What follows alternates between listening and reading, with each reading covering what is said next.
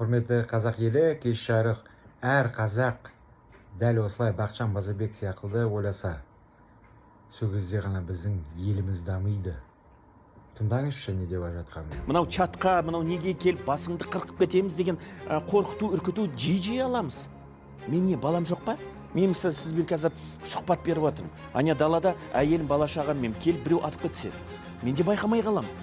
Бірақ мен не үшін мынау шырылдап жүрмін? Әр адам мен сияқты шырылдау керек. Таксистсің ба? Таксист болып анаяқта ГАИ пара алып жатса, сен өзінше Базарбек болуың керексің. Прокуратураға беріп, полицияға беріп. Сен шахтерсың ба? Анаяқта экологиялық инспекция келіп пара алып отырса, сен барып арыз беруің керексің.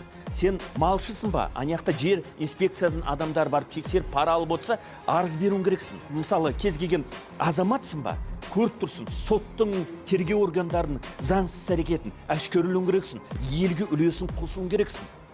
Бір ғана Базарбек айналыспау керек. Елімізде 20 миллион Базарбек болу керек. Сонда ел түзеледі.